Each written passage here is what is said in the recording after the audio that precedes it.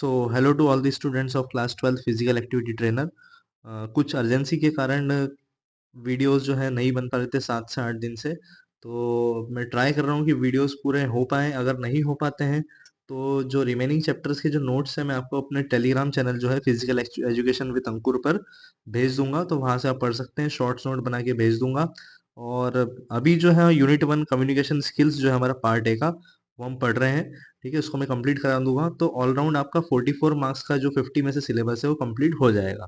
ठीक है, इसी के साथ में जो मोस्ट इंपॉर्टेंट क्वेश्चंस हैं और एमसीक्यू वाला पार्ट है वो मैं आपको उसका वीडियो भी बना करके डालूंगा।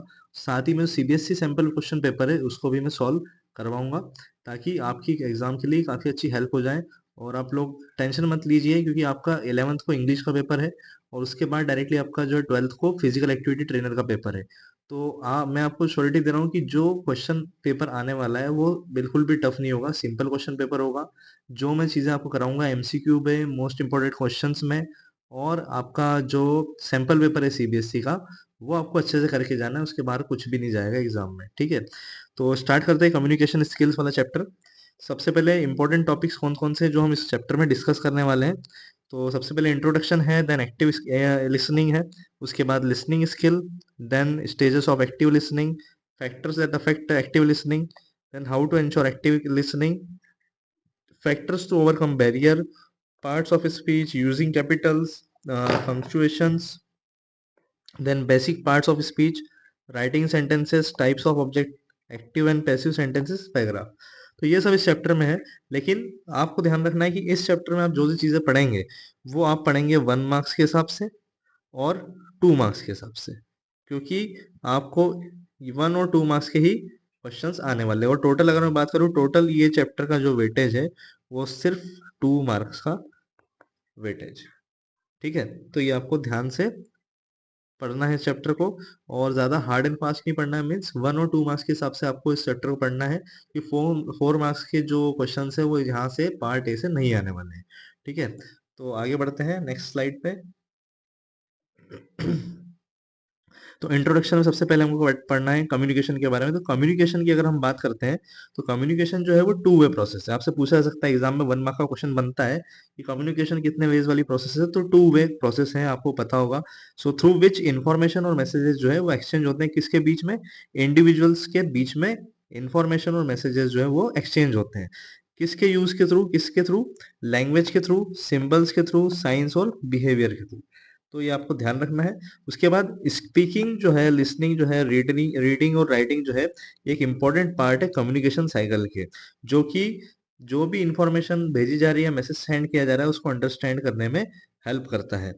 ठीक है, तो to learn a language one needs to develop 4 की स्किल्स। अगर कोई भी लैंग्वेज आपको लर्न करना है, ठीक है, तो आपको कुछ 4 स्किल्स हैं जो आपको ध्यान में रखना है। तो लिसनिंग, स्पीकिंग, रीडिंग और राइटिंग, ये 4 ऐसी स्किल्स हैं। यहाँ पे इमेज भी है, तो लिसनिंग, स्पीकिंग, रीडिंग और राइटिंग जो है ये आपको पता होना चाहिए उस पर्टिकुलर लैंग्वेज के बारे में, ताकि आपकी उसमें प्रोफिशिएंसी अच्छी हो पाए। ठीक है, नेक्स्ट है आपका speaking more than one language can help a person communicate well with people around the world. ठीक है, अगर हम एक से ज़्यादा लैंग्वेज जानते हैं तो अगर अलग अलग जगह हम जाते हैं तो हमारे लिए ईजी हो जाता है बात करना, कम्युनिकेट करना। ठीक है, तो इसलिए बताया गया है कि अगर आप एक से ज़्यादा लैंग्वेज बोलते हैं तो आपके लिए कम्युनिकेट करना ईजी हो जाएगा। Then communication involves a sender who encodes. अब सेंडर क्या करता है? किसी भी मैसेज को एनकोड करता है और किसी चैनल के माध्यम से रिसीवर तक भेजता है। अब रिसीवर क्या करता है? मैसेज को डिकोड करता है। क्या करता है? डिकोड करता है, और उस मैसेज को अंडरस्टैंड करके फीडबैक प्रोवाइड करता है। फीडबैक जब तक प्रोवाइड नहीं करेगा, क्योंकि फीडबैक जो है प्रोवाइड करना इंपॉर्टेंट है, नेक्स्ट लाइन में दिखा दे, feedback is important communication as it helps knowing what whether the receiver is understood the message और नॉट। जब तक जो रिसीवर है वो फीडबैक नहीं देगा, तब तक सेंडर को नहीं समझ में आएगा कि जो भी इंफॉर्मेशन मेरे द्वारा भेजी गई है वो अंडरस्टैंड हुई है या नहीं हुई है, या जिस वे में मैंने उसे सेंड की थी या बताई थी उस वे में उसको समझ में आया है या नहीं आया है। तो जब तक फीडबैक नहीं देगा रिसीवर, तब तक उस कम्युनिकेशन को इनकम्प्लीट माना जाएगा, कंप्लीट नहीं माना जाएगा। जब फीडबैक आएगा तब जाकर के उस कम्युनिकेशन को कंप्लीट माना जाता है। ठीक है, तो यहाँ पर दिया हुआ है पूरा इमेज, सेंडर इनकोडिंग। सेंडर क्या करता है? इनकोड करता है मैसेज को, किसी चैनल के थ्रू डिकोड करके भेजता है, और रिसीवर जो है उसको रिसीव करता है और क्या करता है, सेंडर को फीडबैक देता है। ठीक है, देन अब आता है एक्टिव लिसनिंग क्या होता है। तो इफेक्टिव कम्युनिकेशन की अगर हम बात करें तो उसके अंदर ऐसी स्किल्स यूज की जाती है जो कि यहाँ पर लिखा है skill that can be utilized to send message that are clear, concise और एक्यूरेट। मतलब ऐसे मैसेज सेंड किए जाते हैं जो कि क्लियर होते हैं, कंसाइज होते हैं और एक्यूरेट होना चाहिए। मतलब जो भी इंफॉर्मेशन आप कम्युनिकेट कर रहे हो सामने वाले पर्सन को, ठीक है, सेंड कर रहे हो, तो क्लियर होना चाहिए, कंसाइज होना चाहिए और एक्यूरेट होना चाहिए।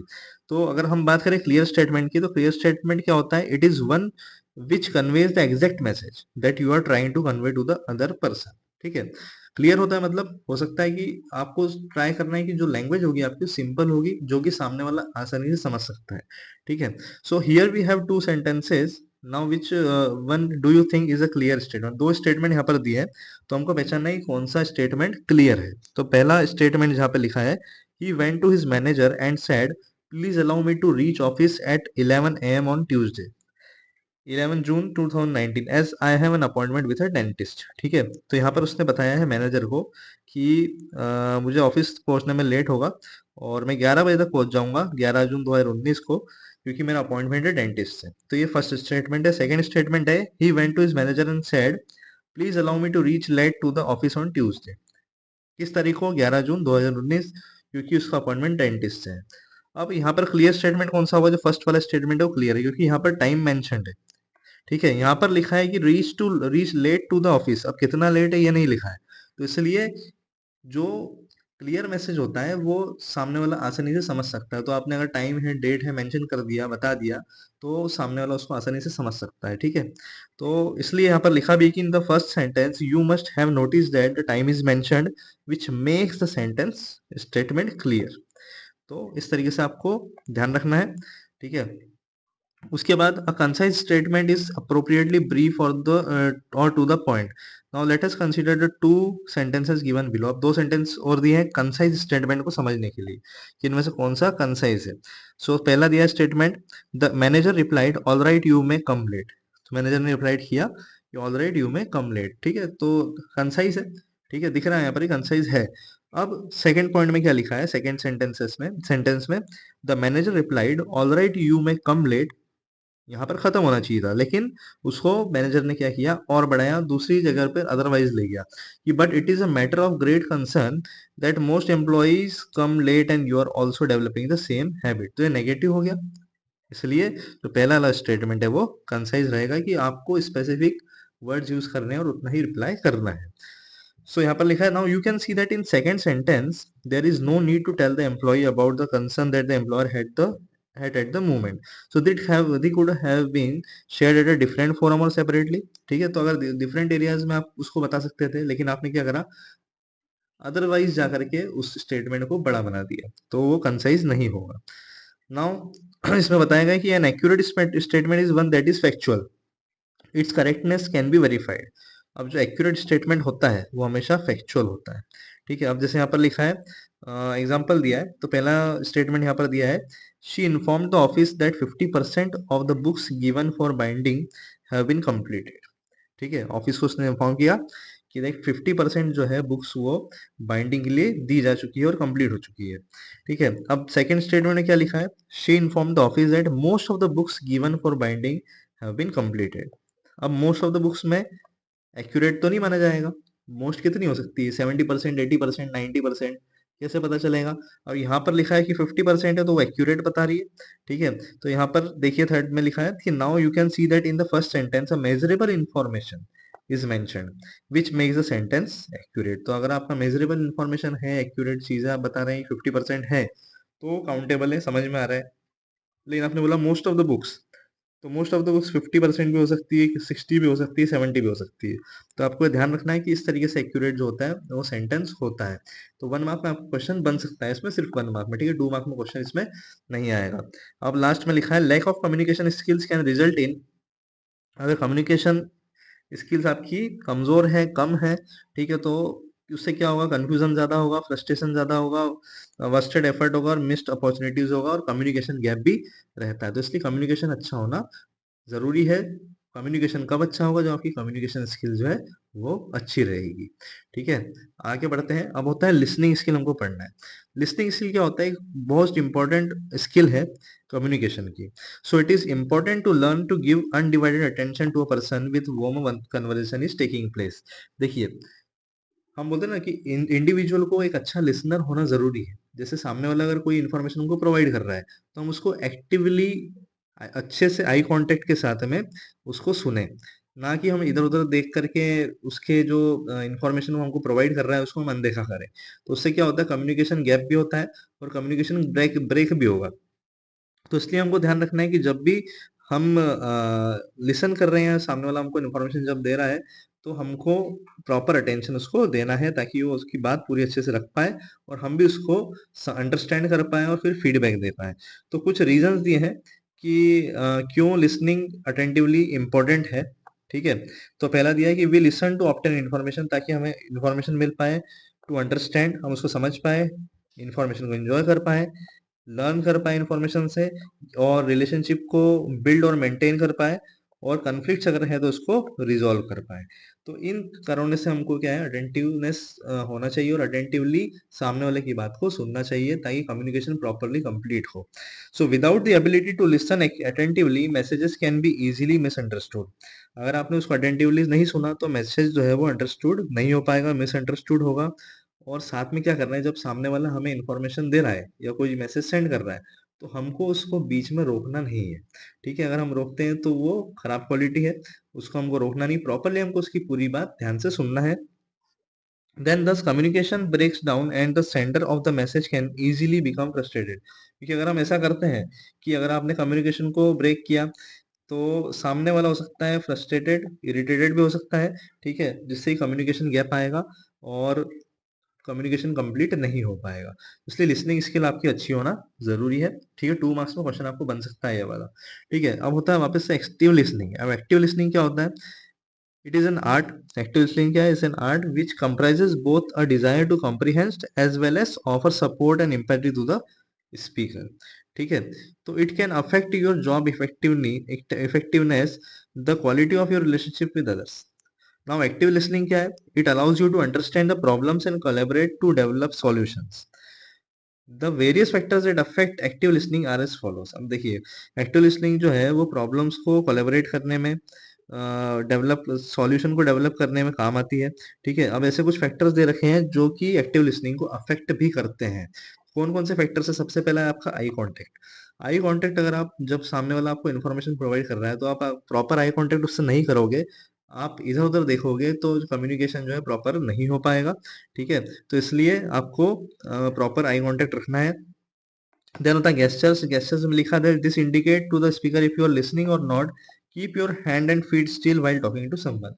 आपको प्रॉपरली आपका गेस्चर शो करना है कि आप सामने वाले को सुन रहे हो। ठीक है, उसके बाद अवॉइड डिस्ट्रैक्शन। जैसे अगर कोई मीटिंग चल रही है या सामने वाला आपको संबोधित कर रहा है, ठीक है, मीटिंग हो रही है या सभा चल रही है, ठीक है, तो सामने वाला जब आपको इन्फॉर्मेशन प्रोवाइड कर रहा है, तो ट्राई करना है कि आपको आपका मोबाइल साइलेंट पर रखना है या तो स्विच ऑफ रखना है। ठीक है, अगर मोबाइल है, तो अगर वो बार बार बेल उसमें बजेगा, तो क्या होगा कि उससे डिस्ट्रैक्शंस होंगे और सामने वाले की इन्फॉर्मेशन आप तक नहीं पहुंच पाएगी।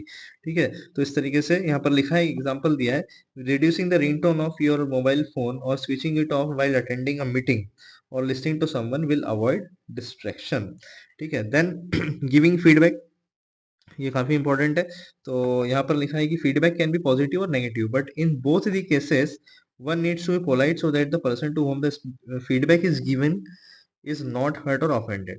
देखिए, फीडबैक जो होता है पॉजिटिव भी आपकी तरफ से हो सकता है, नेगेटिव भी हो सकता है, लेकिन जिस वे में आप फीडबैक प्रोवाइड करेंगे वो हमेशा पोलाइट होना चाहिए, भले ही वो फीडबैक पॉजिटिव हो या नेगेटिव हो।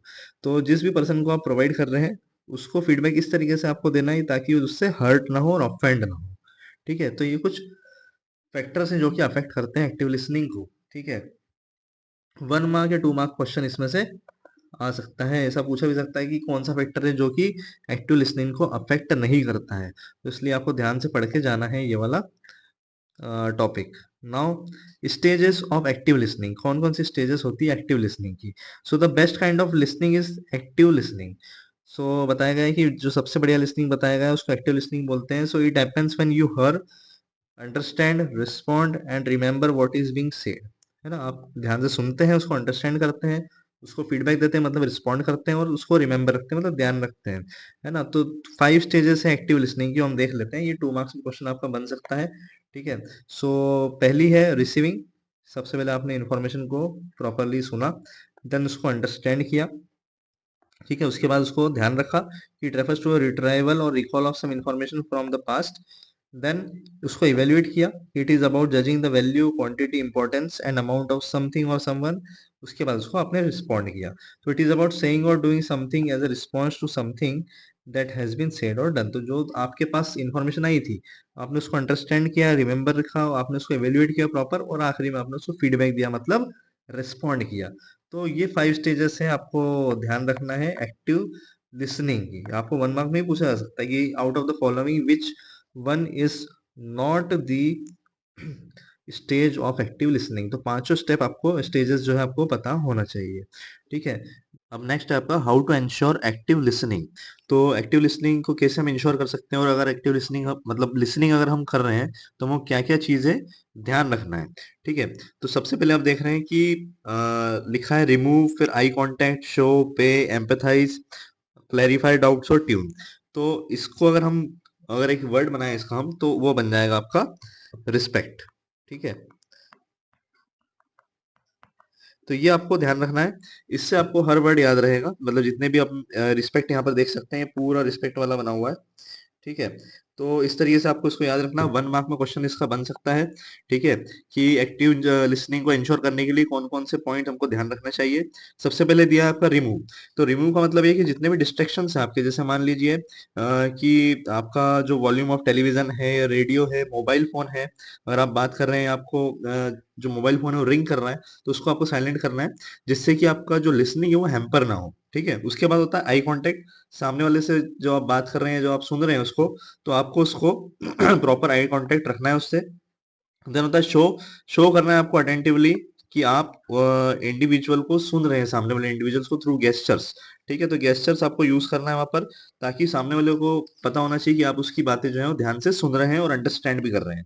देन पे करना है अटेंशन आपको, और फोकस रखना है जो भी इंडिविजुअल आपको सामने वाला जो स्पीकर है वो बोल रहा है।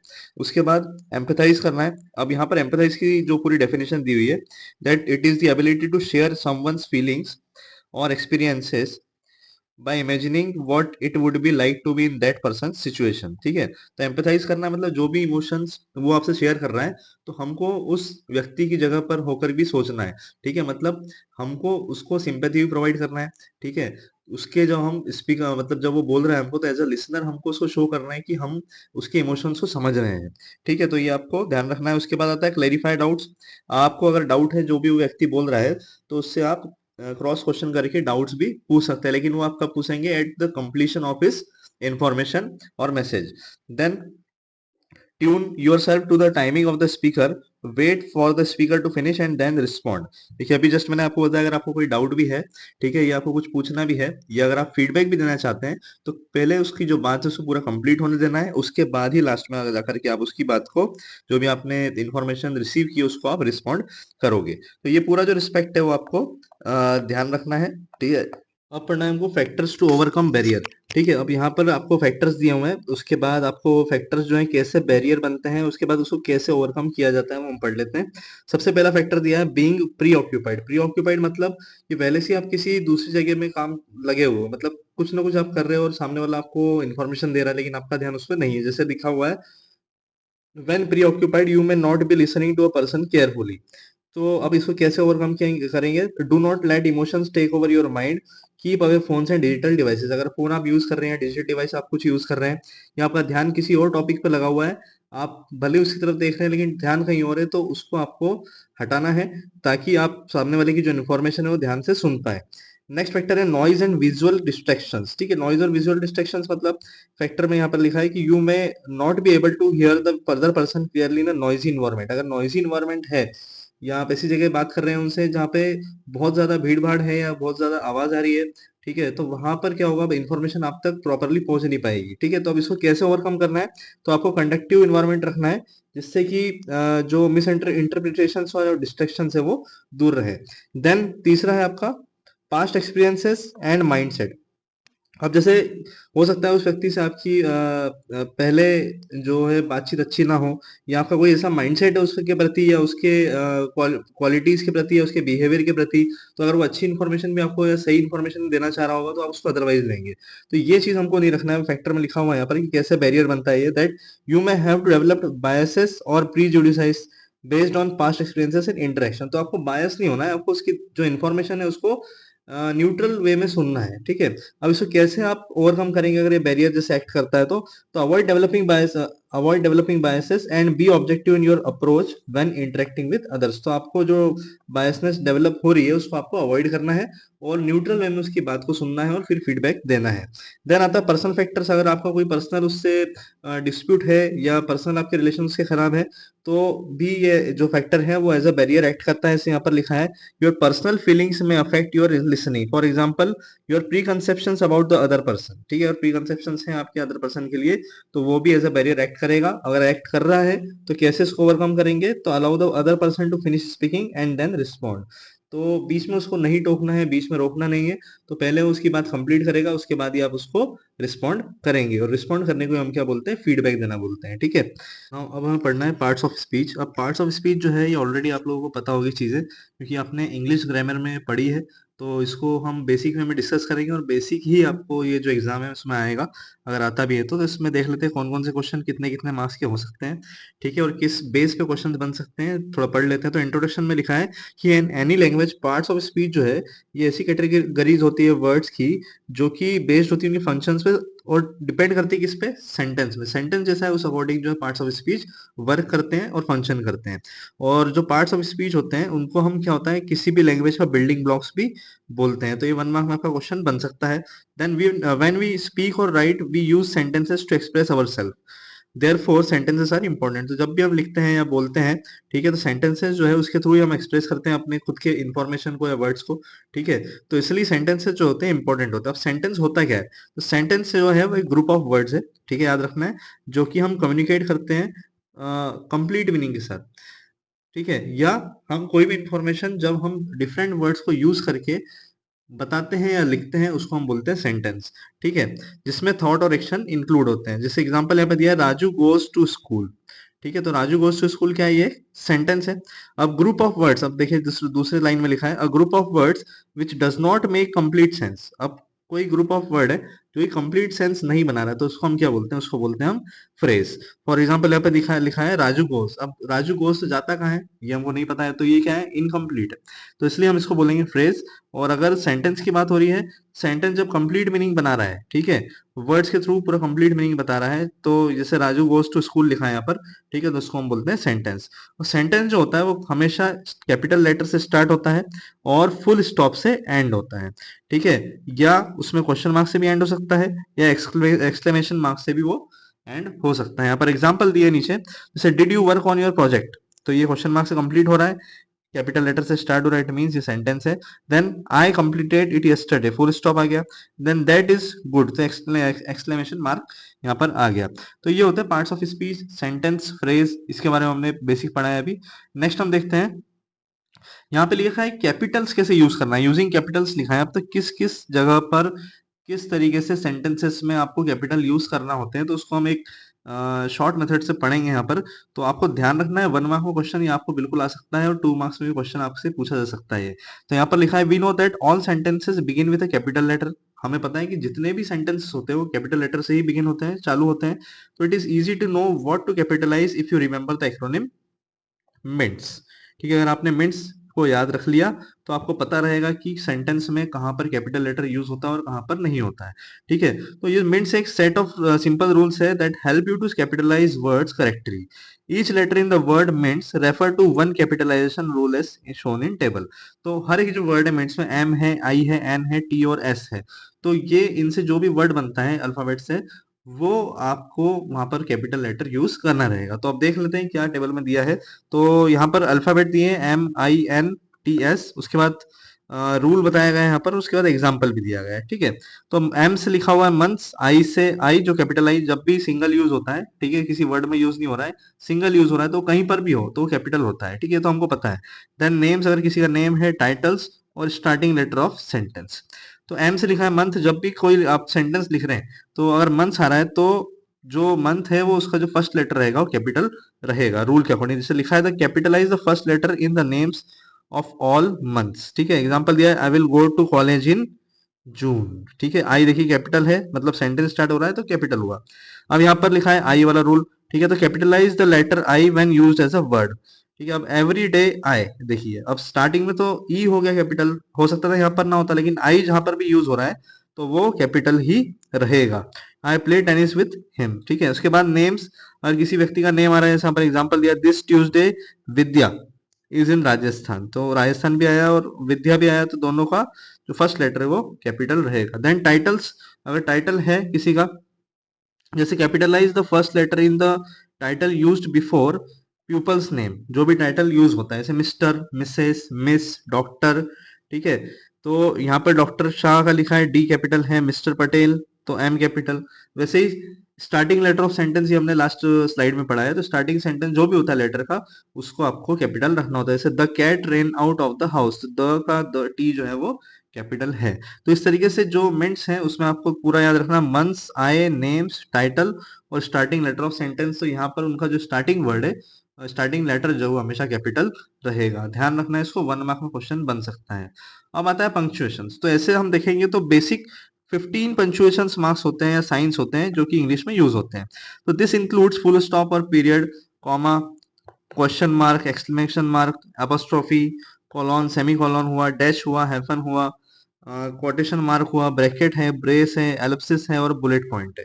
वैसे कुछ यहाँ पर आपको दिए हुए हैं, उन्हीं को पढ़ना है आपको, सभी को पढ़ के नहीं जाना है। जहाँ पर जो मैंने यहाँ पर बता रहा हूँ आपको, उसमें से अगर क्वेश्चन आता है तो आपको ध्यान रखना है, इसके बाहर क्वेश्चन नहीं जाएगा। ठीक है, अब यहाँ पर पंक्चुएशन मार्क्स दिए हैं, जैसे फुल स्टॉप बताया गया है, कॉमा है, क्वेश्चन मार्क है, एक्सक्लेमेशन मार्क है और अपोस्ट्रोफी है। ठीक है, अब साइन यहाँ पर इसके दिए, फुल स्टॉप को साइन आपको दिख रहा होगा यहाँ पर, then comma, then question mark, exclamation mark और अपोस्ट्रोफी आपको दिख रहा होगा।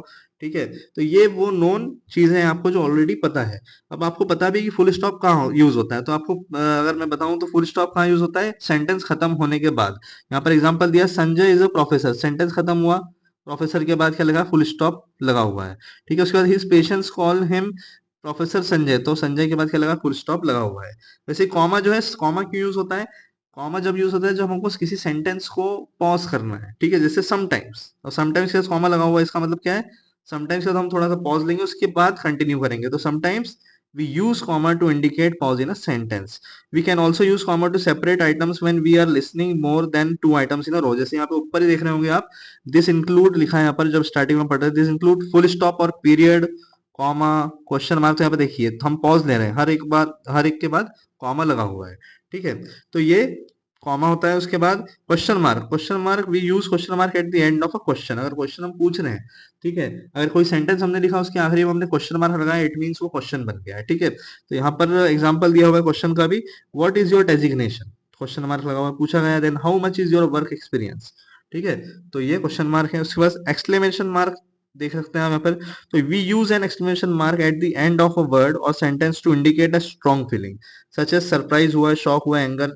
इसी फीलिंग को हम एक्सप्रेस करने के लिए एक्सक्लेमेशन मार्क यूज करते हैं, जो कि एंड ऑफ द सेंटेंस लगाया जाता है। अब एग्जांपल यहाँ पर लिखा है what a pleasant surprise, exclamation mark, you are late, हमने फीलिंग एक्सप्रेस की है।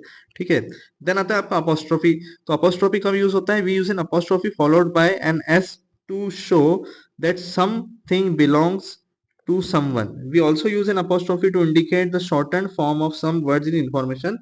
जैसे don't हम लिखते हैं। ठीक है, यहाँ पर मैं बता रहा हूँ आपको, जैसे लिखा हमने don't, तो हमने अपोस्ट्रोफी यूज किया है। उसके बाद कैन नॉट को कभी हम लिखते हैं कांट। ठीक है, तो ये क्या है, अपोस्ट्रोफी एस लगा हुआ है, तो वहां पर लिखा है दैट इज दिव्यास डेस्क, ये अपोस्ट्रोफी लगा हुआ है। Then are this Abdul's books, तो ये अपोस्ट्रोफी एस से इस तरीके से यूज होता है। तो ऐसे पंक्चुएशन कीज जो थी, ये 5 पंक्चुएशन कीज के बारे में यहाँ पर बताया गया है, तो इनके बारे में आपको पढ़ना है अच्छे से। 1 मार्क में आपका क्वेश्चन जो है बिल्कुल इसमें से बन सकता है। ठीक है, नेक्स्ट पढ़ना है हमको बेसिक पार्ट्स ऑफ स्पीच। तो बेसिक पार्ट्स कौन कौन से होते हैं स्पीच के, ठीक है, तो उसमें हम देखेंगे बेसिक पार्ट्स कौन कौन से हैं। नाउन्स होता है, प्रोनाउन होते हैं, एडजेक्टिव है, वर्ब्स है और एडवर्ब्स है, ये सब क्या है, बेसिक पार्ट्स ऑफ स्पीच होते हैं। तो यहाँ पार्ट्स ऑफ स्पीच दिया है, वो क्या करते हैं, जैसे what they do, then example दिए सेंटेंस में और एग्जांपल दिए वर्ड्स में भी, कि क्या का कैसे कैसे ये नाउन्स होते हैं, प्रोनाउंस होते हैं। ठीक है, तो पार्ट्स ऑफ स्पीच में सबसे पहला आपका दिया है नाउन। तो नाउन क्या होता है? Noun are words that refer to a person, place, thing और idea, they are naming words. तो ये आपको ऑलरेडी नोन है। फिर एग्जाम्पल दिया हुआ सेंटेंस में आपको रीमा, तो रीमा क्या है? नाउन है। किसी प्लेस का, पर्सन का, थिंग का नाम बताया जा रहा है तो नाउन में आता है। जैसे यहाँ पर वर्ड्स में भी एग्जाम्पल दिया है, डॉग है, इंडिया है, संजय, ये सब क्या है? नाउन। ठीक है, देन आता है आपका pronoun. Pronoun is a word used in place for a noun. Pronoun क्या होता है? नाउन की प्लेस में जब किसी वर्ड को यूज किया जाता है। शी, ही, तो या आई हुआ, दे हुआ, यू हुआ, तो वो सब क्या है? देखिए यहाँ पे एग्जांपल दिए हुए हैं। ठीक है, तो वो सब क्या होते हैं? प्रोनाउन होते हैं जो कि नाउन की प्लेस पर यूज किए जाते हैं। ठीक है, यहाँ पर एग्जांपल भी दिया है, Reema wrote a letter, she is tired, she is used in place of the Reema. तो शी का मतलब क्या है? रीमा ही है, लेकिन इसको हम प्रोनाउन बोलेंगे क्योंकि ये रीमा के बारे में तो बात चल रही नहीं, रीमा नहीं लिखा है, इसका मतलब ये प्रोनाउन है। अगर शी लिखा है, ही लिखा है, आई लिखा है, दे लिखा है तो। उसके बाद आता है आपका एडजेक्टिव। एडजेक्टिव क्या होता है? It is a word that describes other words. ये ऐसा वर्ड होता है तो अदर वर्ड्स को भी डिस्क्राइब कर देता है। जैसे स्मॉल हुआ, लॉन्ग हुआ, ब्लू, शार्प, यहाँ पर लिखा है, लाउड लिखा है। ठीक है, तो सेंटेंस यहाँ पर दिया है, Reema wrote a long letter. Long is an adjective that describes the noun. ठीक है, तो ये एडजेक्टिव है। देन आता है आपका वर्ब। वर्ब का मतलब क्या है? एक्शन। ये आपको सबको पता है, बहुत ही बेसिक है। तो in the sentence Reema wrote a letter, wrote, wrote is a verb, मतलब रोट क्या है और एक्शन है। क्या लिख रही है वो? लेटर लिख। तो लिखना मतलब क्या है? लिखना इज अ एक्शन, वर्ब है। ठीक है, तो यहाँ पर वैसे ही और एक्शन दिया हुआ है, रन है, ईट है, थिंक और सिट, ये सब क्या है? वर्ब है। अब होता है एडवर्ब। तो एडवर्ब क्या होता है? जो कि वर्ब में मीनिंग ऐड कर देता है। ठीक है, जैसे in the sentence Reema quickly wrote a letter. Quickly is an adverb. Quickly क्या है? लेटर तो लिखा है लेकिन क्विकली लिखा है, तो उसने क्या करा? उसने मीनिंग ऐड कर दिया। It tells us how Reema did the action, मतलब राइटिंग कैसे हुआ। तो इजीली हुआ है, ऑलवेज है, इनसाइड, बिफोर, ये सब क्या है? ये सब आपके एडवर्ब्स होते हैं। बेसिक पार्ट है बहुत, इसमें से आपको कोई क्वेश्चन आता है, मैं आपको श्योरिटी दे रहा हूँ, खुद से सॉल्व कर देंगे इसको। ठीक है, इसके बेस पे मैं एमसीक्यूज भी मैं आपको बताऊंगा।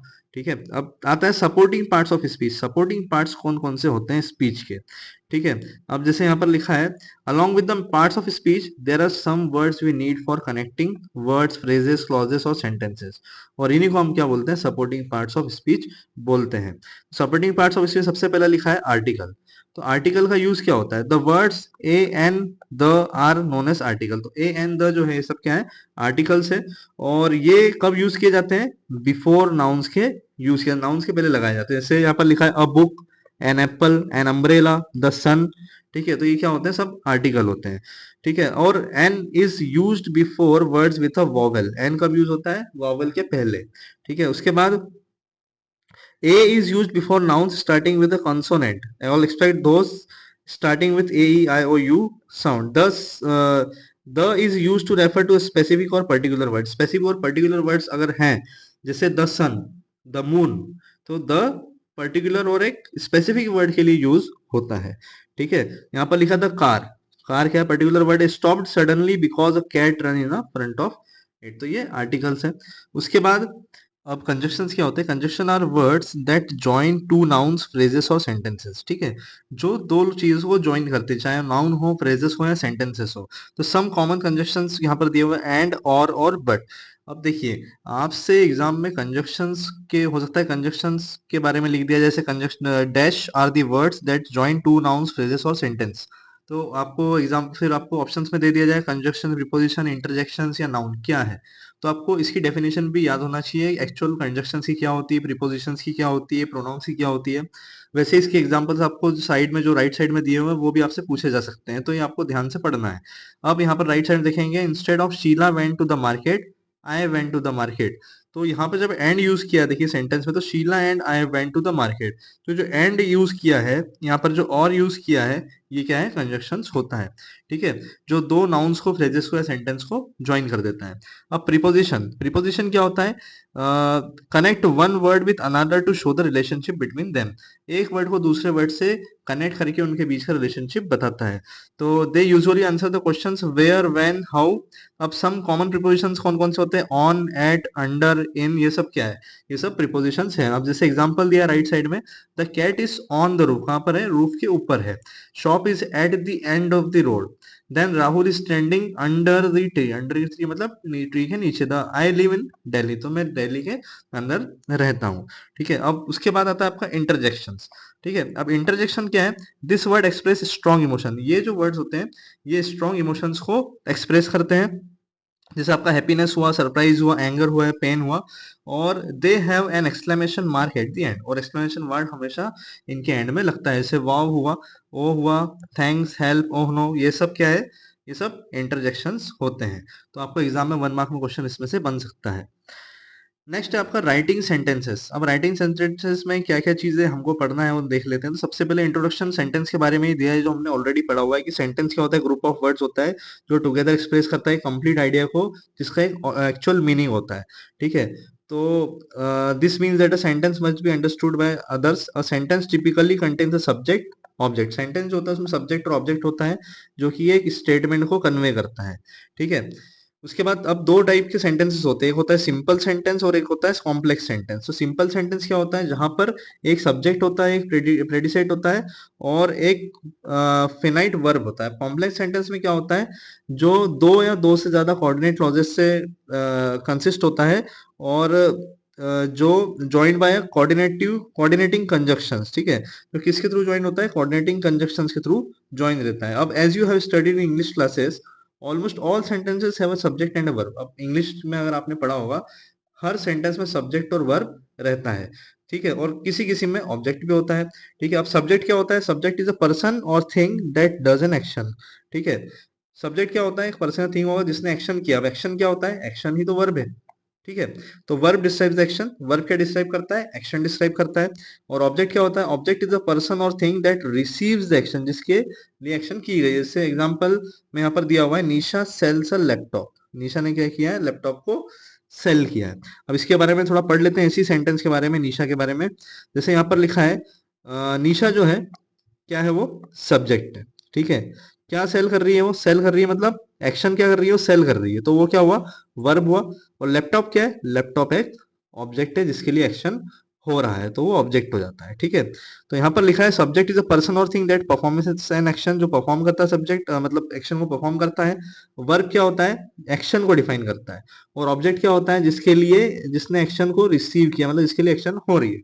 तो वैसे ही कुछ एग्जांपल्स और दिए हैं यहाँ पर। सेंटेंस लिखा सबसे पहला, आई रोट अ लेटर, मैंने रोट अ लेटर लिखा। तो मैं कौन हूँ? सब्जेक्ट हो गया। वर्ब क्या है? रोट लिखना मतलब क्या है? वर्ब है, वो एक्शन है। और लेटर ऑब्जेक्ट हो गया। वैसे he called the customer, he subject हो गया, कॉल्ड करना एक्शन है, और द कस्टमर कौन है? वो है आपका ऑब्जेक्ट, शी। अब शी, यहाँ पर शी पैक्ड में, शी जो हो गया वो हो गया सब्जेक्ट। पैक्ड द, पैक्ड क्या है? एक्शन, और प्रोडक्ट जो है वो आपका ऑब्जेक्ट है। दिया and Sanjay book the cab, cab जो है वो आपका ऑब्जेक्ट है। बुक जो है वो आपका वर्ब है, और दिया एंड संजय जो है वो आपके सब्जेक्ट है। तो ये सेंटेंसेस में हमको याद रखना है कि कौन सा सब्जेक्ट होता है, कौन सा ऑब्जेक्ट होता है, और क्या आपका वर्ब होता है, एक्शन होता है। ठीक है, नेक्स्ट है आपका टाइप्स ऑफ ऑब्जेक्ट। अब ऑब्जेक्ट भी हम पढ़ लेते हैं कि टाइप्स ऑफ ऑब्जेक्ट क्या होते हैं। तो दो टाइप के ऑब्जेक्ट होते हैं, एक होता है डायरेक्ट और एक होता है इनडायरेक्ट ऑब्जेक्ट। दो टाइप के ऑब्जेक्ट आपके होते हैं। तो direct objects are the ones directly acted on by the action verb. If we ask, अगर हमने पूछा कि व्हाट डज निशा सेल, तो डायरेक्ट मतलब क्या? जिसमें हम डायरेक्टली चीजों को समझ पा रहे हैं कि निशा ने क्या सेल किया, मतलब जो क्या बताता है? व्हाट बताता है। ठीक है, अब एक्शन बताएगा, तो द आंसर इज लैपटॉप। क्या सेंड, क्या सेल किया उसने? लैपटॉप सेंड किया। तो ये क्या है? डायरेक्ट ऑब्जेक्ट, इसको हम बोल सकते हैं। अब यहाँ पर लिखा है a direct object answers the questions what. ठीक है, an indirect object answers the question such as to whom, किसको बेचा गया है, और फॉर वोम, किस लिए बेचा गया है। अब फॉर एग्जांपल यहाँ पर दिया है, Abdul gave a gift to his mother. ठीक है, द वर्ब इज गेव, है ना, दिया गया है, मतलब तो वो क्या है? ये तो वर्ब हो गया। व्हाट डिड अब्दुल गिव, तो गिफ्ट दिया गया है। ठीक है, to whom did Abdul give the gift, तो मदर को दिया गया है। तो हियर जो गिफ्ट है वो एक क्या है? डायरेक्ट ऑब्जेक्ट है, हमको दिख रहा है कि गिफ्ट दिया जा रहा है। और जो मदर है, किसको दिया जा रहा है? वो इनडायरेक्ट ऑब्जेक्ट है। तो some sentences only have direct objects while some have both direct and indirect objects. तो एग्जाम में क्वेश्चन आ सकता है 1 मार्क में भी आपको कि डायरेक्ट ऑब्जेक्ट्स कौन से होते हैं, इनडायरेक्ट ऑब्जेक्ट्स कौन से हो सकते हैं। 2 मार्क्स में भी क्वेश्चन आ सकता है। ठीक है, देन डायरेक्ट और इनडायरेक्ट ऑब्जेक्ट से कुछ एग्जांपल यहाँ पर दिए हुए हैं। तो सबसे पहले लिखा है सेंटेंस में, रीमा बॉट स्टेशनरी। रीमा ने क्या किया है, स्टेशनरी बॉट की, डायरेक्ट दिख रहा है आपको ये, ठीक है।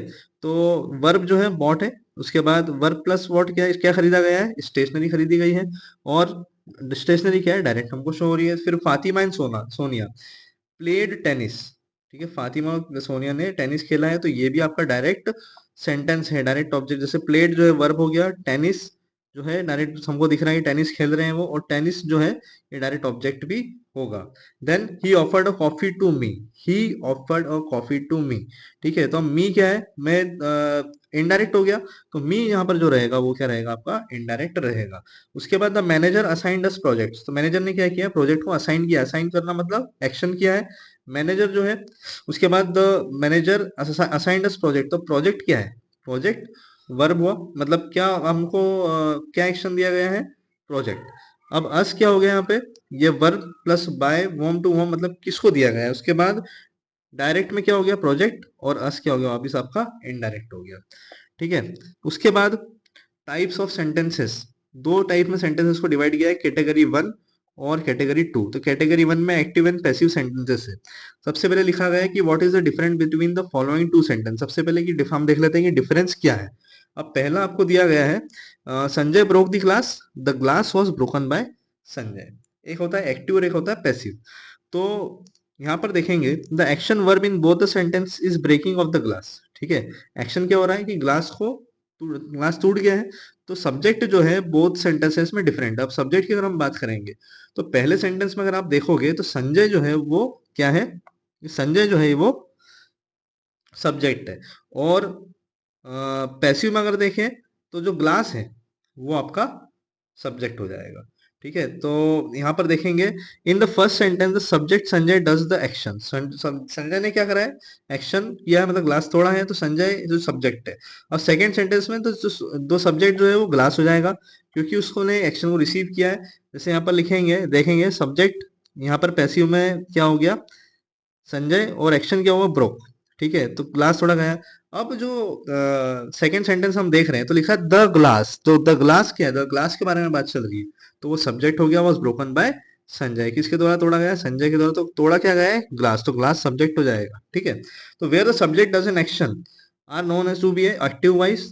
और अगर सब्जेक्ट ने रिसीव किया एक्शन, अगर सब्जेक्ट ने एक्शन किया है तो वो एक्टिव हो जाएगा, अगर सब्जेक्ट ने एक्शन रिसीव किया है तो वो हमेशा पैसिव वॉइस हो जाएगा, ठीक है। Next, active and passive sentences, इसके कुछ एग्जांपल दिए हैं। तो एक्टिव सेंटेंस क्या हुआ, शी रोट एन ईमेल, ठीक है। शी क्या हुआ, ये हो गया आपका शी रोट एन ईमेल, आपका हो गया डायरेक्ट सब्जेक्ट। अब पैसिव वॉइस की बारे में अगर देखेंगे हम, तो in an email was written by her, तो ईमेल यहाँ पर सब्जेक्ट हो गया, यहाँ पर शी जो था वो सब्जेक्ट था। He open the door for the customer, तो ही क्या हो गया, सब्जेक्ट। द डोर वॉज, अब द डोर की बात चल रही है तो डोर सब्जेक्ट हो गया। Then Mohan sold a bike, Mohan subject, और द बाइक वॉज, तो बाइक यहाँ पर सब्जेक्ट हो। तो इस तरीके से आपको पहचानना है कि सब्जेक्ट क्या है। Then example of active and passive sentences. I did not beat him. He was not beaten by me. तो ये सब examples दिए हैं जो एक बेसिक आप लोगों को ऑलरेडी नोन है, आप तो इसको थोड़ा सा देख लीजिएगा। उसके बाद आता है types of sentence category to. अब कैटेगरी टू में क्या है, चार टाइप के सेंटेंसेस है। एक होता है डिक्लेरेटिव, एक होता है इंट्रोगेटिव, एक एक्सक्लेमेटरी, और एक इम्पेरेटिव, ठीक है। अब सबसे पहले आपको देखना है, सबसे पहले मतलब दिया हुआ स्टेटमेंट और डिक्लेरेटिव सेंटेंसेस। इस डिक्लेरेटिव सेंटेंसेस जो होते हैं वो हमेशा स्टेटमेंट वाइज होते हैं, है ना, स्टेटमेंट टाइप में होते हैं वो। वैसे इंट्रोगेटिव सेंटेंसेस अगर हम बात करें तो हमेशा क्वेश्चन होगा। वैसे ही अगर एक्सक्लेमेटरी हम बात कर रहे हैं तो वो इमोशन और रिएक्शन होगा, ठीक है। और वैसे ही अगर इम्पेरेटिव हम बात कर रहे हैं तो हमेशा ऑर्डर होता है, ठीक है, ऑर्डर देना। तो यहाँ पर एग्जाम्पल दिया है, आई गो टू ऑफिस, तो ये मेरा स्टेटमेंट है। इट इज वेरी कोल्ड, ये मेरा स्टेटमेंट है। आई कंप्लीटेड माई प्रोजेक्ट, ये स्टेटमेंट है। तो इस टाइप के जो सेंटेंसेस है उनको हम बोलते हैं डिक्लेरेटिव सेंटेंसेस, हमने डिक्लेयर किया, स्टेटमेंट है। वैसे ही इंट्रोगेटिव अगर हम बात करते हैं तो यहाँ पर नीचे आप देखेंगे did you go to office, तो ये क्वेश्चन होगा। तो जब भी क्वेश्चन वाला सेंटेंस होता है, ठीक है, उसके लास्ट में क्वेश्चन मार्क लगता है, तो उसको हम क्या बोलते हैं, इंट्रोगेटिव सेंटेंस बोलते हैं, जो क्वेश्चन होता है, ठीक है। How is the weather, did you complete your project. अब होता है इमोशंस और रिएक्शन वाला, जिसको हम बोलते हैं एक्सक्लामेटरी सेंटेंस। तो I receive the prize for the best employ, ये क्या है, मेरा इमोशंस में रिएक्शन है, oh it's very cold, exclamatory. I complete completed my project, तो मैंने क्या करा, मेरा प्रोजेक्ट जो है उसको कंप्लीट कर दिया है। तो ये हमारा इमोशंस और रिएक्शन होता है, ठीक है, उसको हम बोलते हैं एक्सक्लेमेटरी सेंटेंस। उसके बाद ऑर्डर और इंपेरेटिव। इंपेरेटिव सेंटेंस क्या होता है, इसमें ऑर्डर टाइप में दिया है, जैसे गो टू ऑफिस टुडे, ये ऑर्डर दिया गया है। Where your sweater, then complete your project, तो ये क्या है, ऑर्डर। तो जब भी इस टाइप में सेंटेंस आते हैं वो आपके इंपेरेटिव होते हैं। और मैं आपको बता रहा हूँ, ये जो क्वेश्चन है इसका 1 मार्क का क्वेश्चन एक आएगा ही आएगा, कि आपको स्टेटमेंट या सेंटेंस दे दिया जाएगा, उससे पूछा जाएगा कि इसमें कौन सा इंट्रोगेटिव सेंटेंस का एग्जाम्पल है या एक्सक्लेमेटरी सेंटेंस का एग्जाम्पल है। तो ये आपको ध्यान से पढ़ना है, ठीक है। अब यहाँ पर थोड़ा सा ऊपर और पढ़ लेते हैं कि इट प्रोवाइड्स, जैसे डिक्लेरेटिव में पढ़ रहा हूँ, इट प्रोवाइड्स इन्फॉर्मेशन और states a fact, it always ends with full stop. ये जो डिक्लेरेटिव सेंटेंस होता है हमेशा फुल स्टॉप से एंड होता है, ठीक है, और most common type of sentence है। तो ये भी आप 1 मार्क के लिए ध्यान रखिएगा, कॉमन टाइप ऑफ सेंटेंस है। देन जो भी इंट्रोगेटिव सेंटेंस होता है वो हमेशा क्वेश्चन मार्क से कंप्लीट होता है, ठीक है। उसके बाद एक्सक्लेमेटरी की हम बात करें तो हमेशा एक्सक्लेमेशन मार्क से कंप्लीट होता है। एक्सक्लेमेशन से एक्सक्लेमेट जो दिया हुआ है एक्सक्लेमेट, उससे भी आप याद रखिए कि इनका सेंटेंस कंप्लीट होता है वो एक्सक्लेमेशन मार्क से ही कंप्लीट होता है, ठीक है। उसके बाद जो आपका इंपेरेटिव सेंटेंस होता है ये फुल स्टॉप और एक्सक्लेमेशन दोनों से कंप्लीट होता है, ठीक है, उसको हम बोलते हैं इंपेरेटिव सेंटेंस, जिसमें कमांड दिया जाता है, ऑर्डर दिया जाता है, ठीक है। तो ये था आपका कैटेगरी 2, जिसमें अब देखिए यहाँ पर examples of types of sentences category 2 दिया है, जिससे कौन कौन से आप देख लीजिएगा। यहाँ पर सेंटेंस दिया और राइट साइड में टाइप दिया हुआ है, तो आपको पहचानना है इसको कि कौन सा किस टाइप ऑफ सेंटेंस का एग्जाम्पल, मतलब टाइप किसका एग्जाम्पल है किस सेंटेंस का, ठीक है। तो सबसे पहले दिया है where is my I card, तो ये आपको दिख रहा है डायरेक्टली क्वेश्चन मार्क आ गया, तो इंट्रोगेटिव है। My arms ache from planting दो सेपलिंग्स, तो यहाँ पर एक्सक्लेमेटरी दिख रहा है। उसके बाद reading mythology with will make you more aware, तो डिक्लेरेटिव है, ठीक है। उसके बाद come with us right now, तो ये क्या है, आपको ऑर्डर दिया जा रहा है, तो राइट नाउ आप यहीं पर आइए, तो उसका मतलब इम्पेरेटिव है। No way I did don't want tattoo, तो एक्सप्लेनेटरी यहाँ पर एक्सक्लेमेशन मार्क्स आ गए हैं। उसके बाद get out of the bed immediately, फिर से ये अब देखिए यहाँ पर मैंने बताया था आपको इंपेरेटिव में एक्सक्लेमेशन और फुल स्टॉप दोनों आता है, तो यहाँ पर आप देखेंगे सेंटेंस से समझ में आ रहा है कि उसको ऑर्डर दिया जा रहा है, तो इसलिए वो इंपेरेटिव होगा। तो इस तरीके से 1 मार्क क्वेश्चन आपको बिल्कुल आ सकता है। अब लास्ट है आपका पैराग्राफ। अब पैराग्राफ क्या होता है, देखिए सबसे सिंपल है, ये आपको 2 मार्क्स में क्वेश्चन इसका बन सकता है। तो group of sentence form a paragraph, while writing a paragraph make sure the sentences have a common idea. अगर ग्रुप ऑफ सेंटेंसेस की बात करें तो उसको हम बोलते हैं पैराग्राफ। जब ग्रुप ऑफ सेंटेंसेस बनते हैं, ठीक है, तो उसको हम पैराग्राफ बोलते हैं। जब भी हम इसमें बताया गया कि जब भी हम पैराग्राफ लिखते हैं तो सेंटेंस जो होता है, जो भी सेंटेंस हम लिख रहे हैं वो एक कॉमन आइडिया पे होना चाहिए, मतलब जिस स्पेसिफिक होना चाहिए। अब when you want to write about a different idea make a new paragraph. अब मान लीजिए कोई एक सेंटेंस आपने लिखा, ठीक है, 3-4 लाइन उस सेंटेंस की लिख ली साथ में। उसके बाद क्या है कि आपको कोई डिफरेंट आइडिया लिखना है उससे हट करके, तो आपको पैराग्राफ चेंज करना है, ठीक है। तो इस तरीके से पैराग्राफ को लिखा जाता है। जैसे example, if you are writing about your school, the first paragraph can be of sentences about the name, location, size and other such details. In the next paragraph you can use sentence to describe what you like about your school. तो जो idea है change हुआ, तो वैसे ही हमको paragraph change करना है, ठीक है। तो ये होता है पैराग्राफ, और ये चैप्टर जो है आपका कंप्लीट हो चुका है, कम्युनिकेशन स्किल्स। तो इसके बारे में आप अच्छे से पढ़ लीजिएगा। ज्यादा इसको डीपली नहीं पढ़ना है, बेसिक वे में पढ़ना है, क्योंकि इसमें से 1 और 2 मार्क्स के ही क्वेश्चन आने वाले हैं आपको। और इसका जो टेलीग्राम में आपका पीडीएफ मैंने ऑलरेडी भेज दिया है, ठीक है। और भी चैप्टर्स के मैं पीडीएफ भेज दूंगा। अगर मैं वीडियो नहीं बना पाया चैप्टर्स पे, तो आप वो पीडीएफ के थ्रू जाइए, वेरी इजी है। Most important MCQs, best strategy और सैंपल क्वेश्चन पेपर सीबीएसई का है लेटेस्ट, उस पर मैं वीडियो बनाऊंगा, आपको जल्दी से मिल जाएगा वो। जब तक के लिए जुड़े रहिए, और इंग्लिश पेपर के लिए आपको ऑल दी बेस्ट। उसके साथ में आपको वीडियो अच्छा लगा हो तो लाइक कीजिए, सब्सक्राइब कीजिए, शेयर कीजिए अपने फ्रेंड से, क्योंकि आपको टाइम नहीं है तो आप जल्दी जल्दी ज़्यादा से ज़्यादा इसको शेयर कीजिए और पढ़िए अच्छे से, ठीक है। और कोई भी डाउट है तो कमेंट में आप लिखिए। So thank you so much.